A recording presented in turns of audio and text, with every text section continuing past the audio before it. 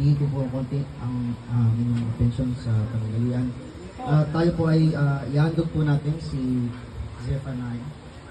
Wow, si Zephaniah sa Panginoon. Congratulations, friends. This is a blessing sa Panginoon, pagpapala ng Panginoon sa inyo. Pero bago yon, may gusto lang ako i-share.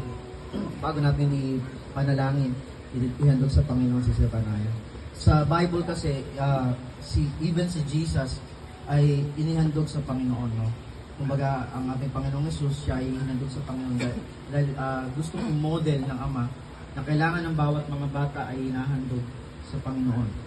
Bakit natin kailangan ihandog sa Panginoon? No? Hindi naman ito parang, kumbaga, parang dinidiktahan na natin siya na ganito yung maging reliyon niya o ganito yung bagay na kanyang gagawin.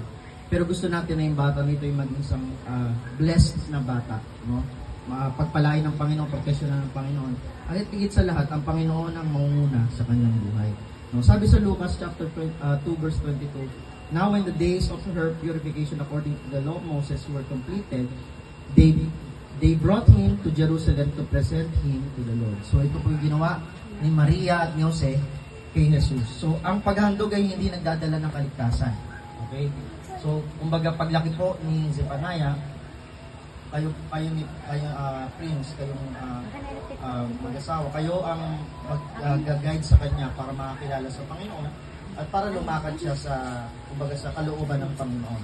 Pero itong gagawin natin ngayon na paghandog, hindi ito nagdadala ng kaligtasan. At ano pa, hindi ito, ang paghandog ay hindi pagtatalaga ng reliyon. Okay?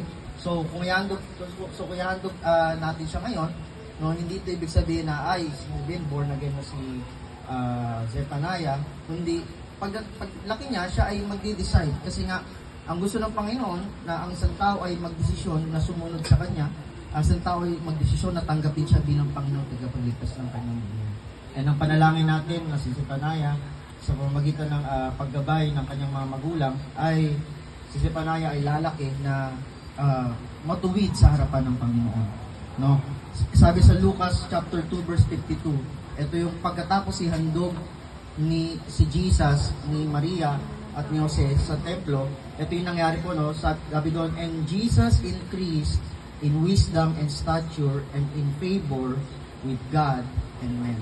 So ibig sabihin, ang Diyos na lugod sa Panginoong Jesus at sa pamilya ni Jose at ni Maria, at hindi lang yon, kundi ang mga tao sa paligid ni Jesus noong time na yon, nung bata pa si Jesus, ay nalulugod sa kanyang mga tao. Kasi bakit? Kasi nakikita nila si Jesus ay lumalaki na mabait.